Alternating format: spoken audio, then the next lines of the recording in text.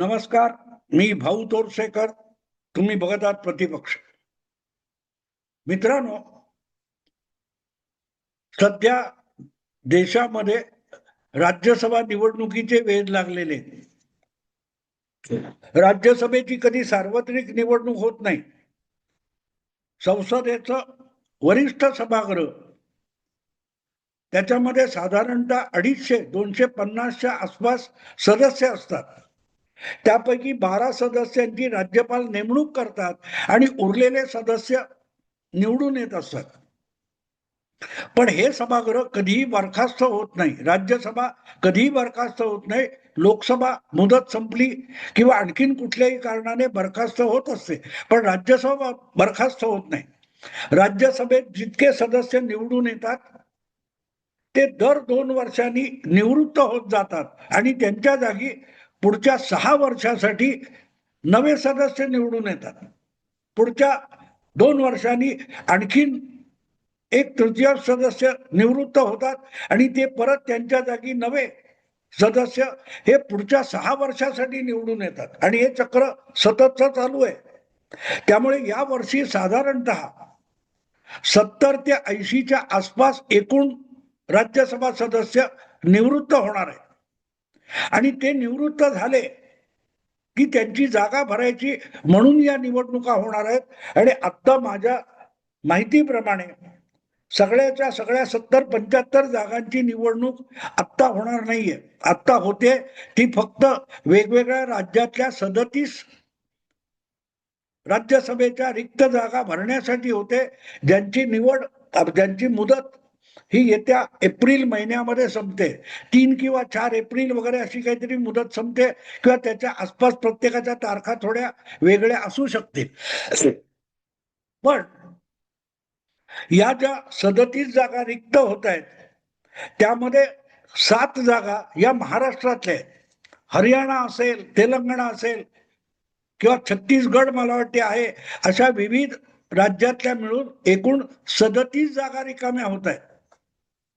आणि त्या 37 जागांमध्ये जितके लोक ज्या बाजूचे निवृत्त होत आहेत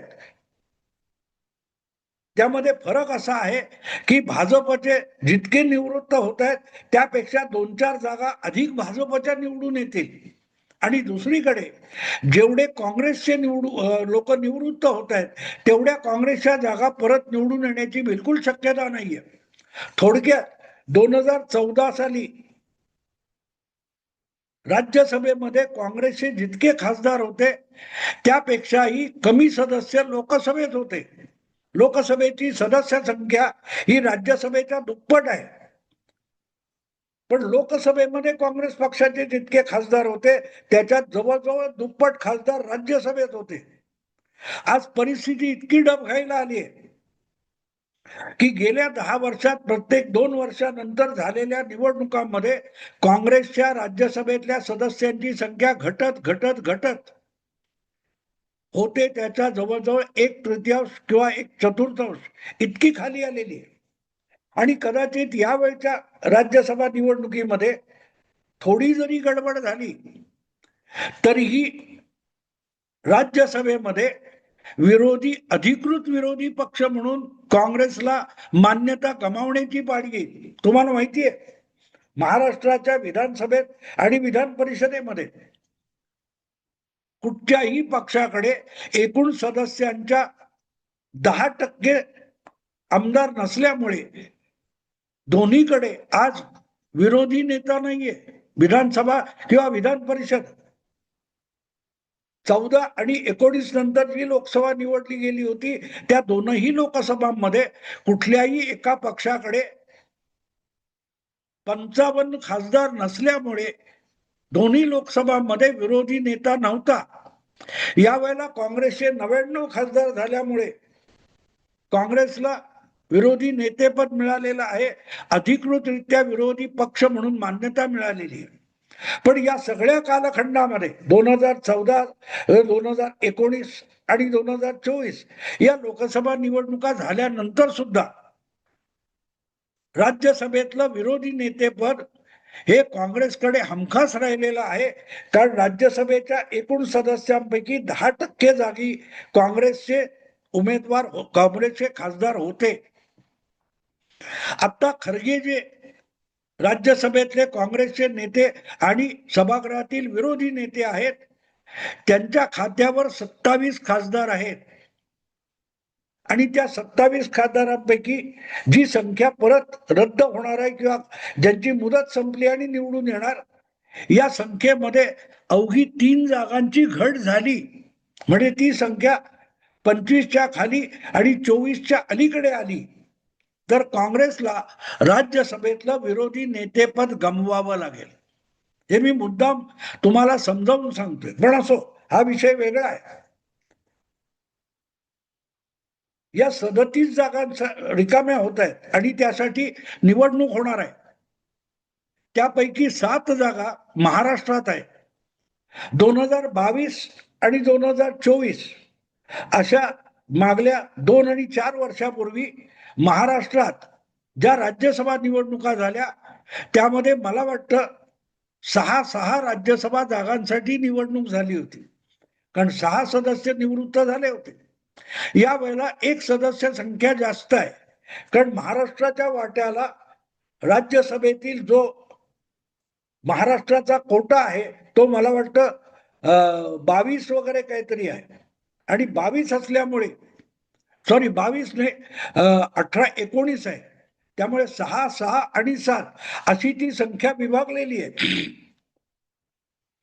त्यामुळे महाराष्ट्रातून ज्या 7 सदस्यांची निवडणूक व्हायची आहे त्यामध्ये सत्ताधारी महायुतीला सहजगत्या आपल्या 6 जागा निवडून आणणं शक्य आहे. तर 50 पेक्षाही कमी एकत्रित संख्या असलेल्या महाविकास आघाडीला फक्त 1 सदस्य निवडून आणता येईल. आणि त्यासाठी शरद पवार गट, काँग्रेस आणि उबाठा या 3 पक्षांमध्ये सध्या कमालीची हाणामारी चालू आहे.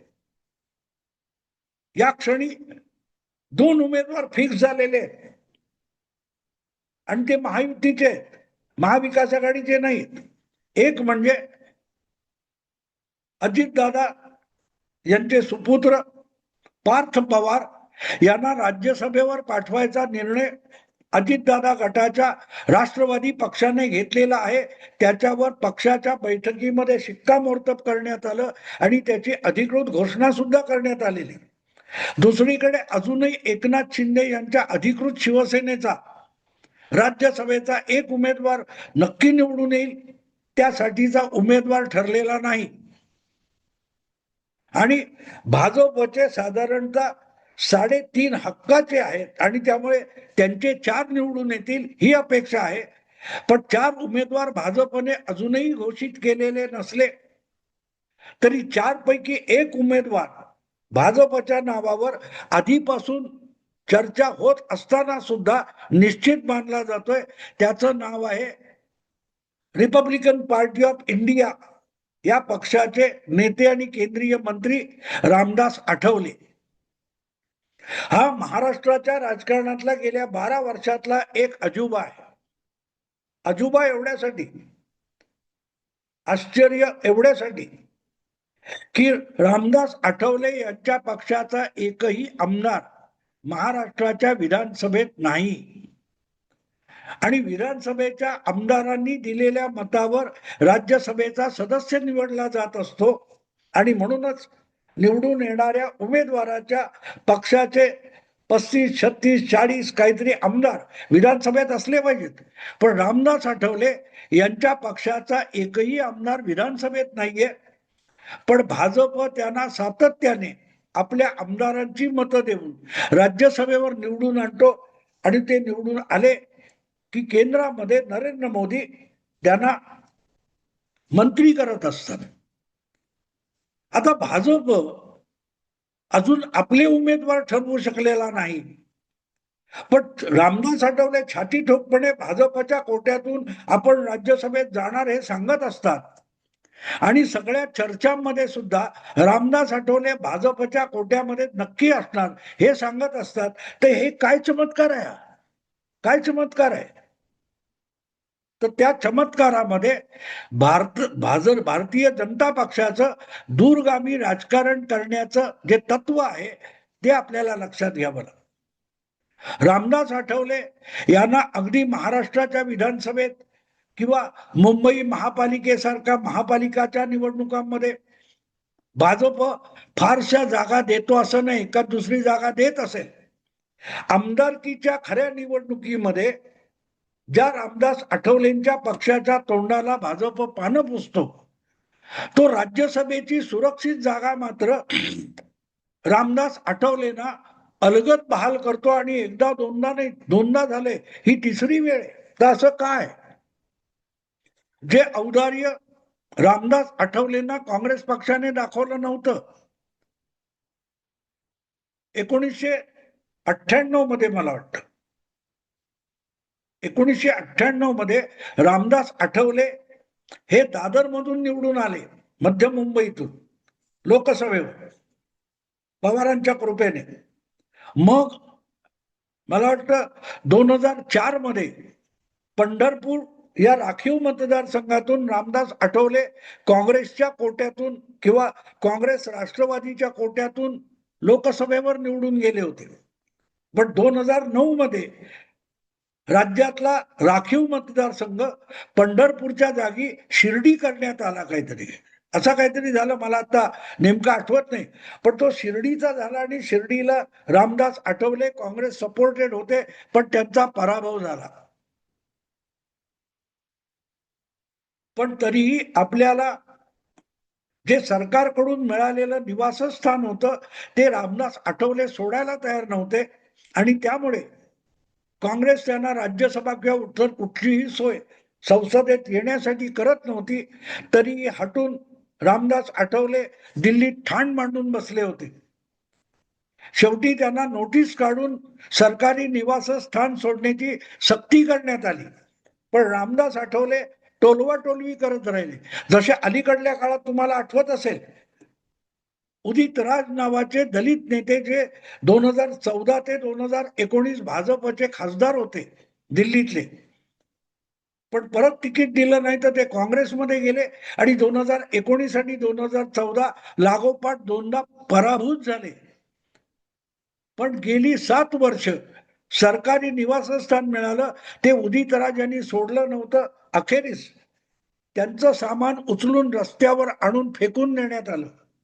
हाच अनुभव 2009 नंतर रामदास आठवले यांच्या वाट्याला आला होता. पण एक गोष्ट आहे, काँग्रेसने कधीही त्यांना राज्यसभा किंवा सोयीची जागा दिलेली नसली निवडणुकीत, तरी भाजप मात्र त्यांना लोकसभा राज्यसभेची कुठलीही जागा सोडत नसला, विधान परिषदेची, तरी राज्यसभेची जागा मात्र अलगद आणि हक्काने रामदास आठवलेंना दिली जाते. आणि म्हणूनच रामदास आठवले यांच्यामध्ये अशी काय दिव्य शक्ती आहे की त्यांना भाजपने अगदी मांडीवर दत्तक घेतल्यासारखं टिकवलेलं आहे.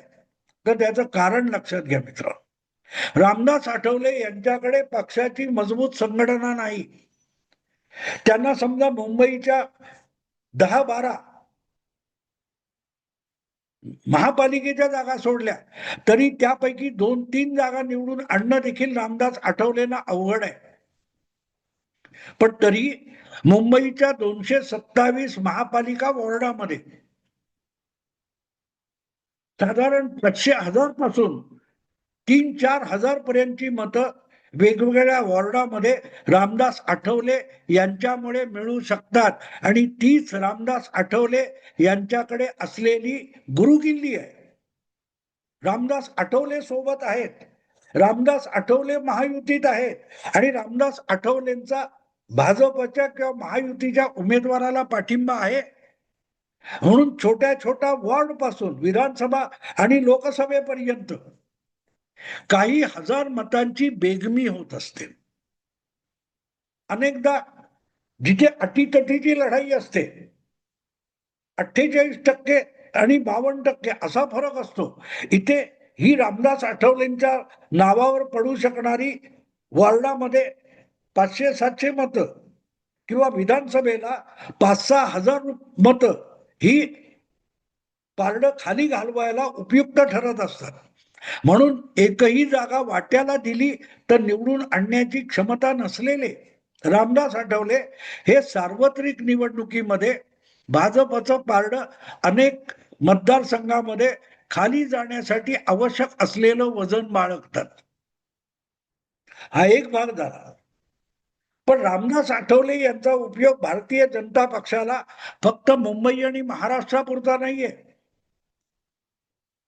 उत्तर प्रदेश सारख्या राज्यामध्ये, देशातलं सगळ्यात मोठं राज्य आहे, 80 लोकसभेच्या जागा आहेत, 403 विधानसभेच्या जागा आहेत, अशा ठिकाणी रामदास आठवले भाजपला खूप उपयुक्त असतात. कारण त्याच उत्तर प्रदेशमध्ये मायावतींचा बहुजन समाज पक्ष नावाचा एक तगडा आंबेडकरवादी पक्ष आहे. मायावती या महाराष्ट्रातल्या नाहीत, आंबेडकरांच्या नात्यातल्या नाहीत, आंबेडकरांच्या रिपब्लिकन आंबेडकरवादी चळवळीतल्या नाहीत. पण रामदास आठवले हे खुद्द महाराष्ट्रातले, बाबासाहेबांच्या मराठी भाषेतले, महाराष्ट्र प्रांतातले आहेत. आणि त्यामुळे उत्तर प्रदेशात मायावतींच्या दलित राजकारणाशी टक्कर देताना खुद्द आंबेडकरांच्या गावातला, आंबेडकरांच्या राज्यातला रामदास आठवले हा भाजपसाठी उत्तर प्रदेशच्या निवडणुकीत एक हुकमाचा पत्ता म्हणून वापरता येतो. जो मूळचा आंबेडकरी चळवळीतून आलेला तरुण कार्यकर्ता आहे, दलित पॅन्थर, रिपब्लिकन चळवळ, रिपब्लिकन सेना, असे जे वेगवेगळे आंबेडकरी चळवळीचे मूळ स्रोत होते महाराष्ट्रात, त्यातून काही ना काही गोष्टी उचलून काशीराम यांनी बहुजन समाज पक्ष निर्माण केला उत्तरेत आणि वाढवला. त्यातून मायावती आल्या. मायावती आज बहुजन समाज पक्षाच्या सर्वे सर्व आहे. पण त्या बहुजन समाज पक्ष बसपाचा मूळ स्रोत येतो तो आंबेडकरवादातून येतो आणि त्या आंबेडकरवादाची महाराष्ट्रातली मूळ शाखा असलेले रामदास आठवले हे मायावतींच्या उत्तर प्रदेशातल्या राजकारणाला टक्कर देण्यासाठी भाजपला उपयोगी ठरतात. आणि म्हणून महाराष्ट्रात, मुंबईत किंवा 4-5 निवडून येणारे उमेदवार ज्यांच्याकडे आहेत, या अर्थाने रामदास आठवले यांचं राजकीय मूल्य नाही. देशव्यापी आंबेडकरी चळवळीचा एक मूळचा पाई हा आपल्या सोबत आहे. आणि म्हणून आपल्यावर बसणारा जो चतुर्वर्ण्याचा शिक्का आहे तो पुसायला खोड रबर म्हणून रामदास आठवले उपयोगी पडतात, प्रामुख्याने भाजपला. कारण भाजपवर जो ब्राह्मणवादाचा, शेठजी भटजींचा पक्ष असा कायम शिक्का मारला जातो, तो शिक्का खोडण्यासाठी रामदास आठवले हा महत्वाचा घटक ठरतो. आणि म्हणून एक राज्यसभेची जागा, राज्यसभेमध्ये भाजपच्या आज 100 पेक्षा अधिक जागा आहेत जवळजवळ, त्यामधली एक जागा रामदास आठवलेंसाठी सोडली किंवा त्यांना आंदण दिली तर लोकसभेच्या, विधानसभेच्या शेकडो जागा या सोप्या होऊन जातात. रामदास आठवले आणि त्यांना भाजपात घेतलेलं नाही, त्यांचा रिपब्लिकन पार्टी ऑफ इंडिया हा वेगळा पक्ष ठेवून तो एनडीए मध्ये सहभागी करून घेण्यात आलेला आहे. तेव्हा रामदास आठवले ही जागा एक राज्यसभेची म्हणून मोजता येत नाही. लोकसभेच्या डझनावारी आणि विधानसभेच्या शेकडोंनी जागा निवडून आणण्यासाठी रामदास आठवले हा एक परिसर स्पर्श असतो. म्हणूनच रामदास आठवले हे भाजपच्या राज्यसभा यादीमध्ये परमनंट सदस्य असतात. मित्रांनो, आता थांबतो. आवडलं लाईक करा, शेअर करा आणि प्रतिपक्षाला सबस्क्राईब करा. नमस्कार.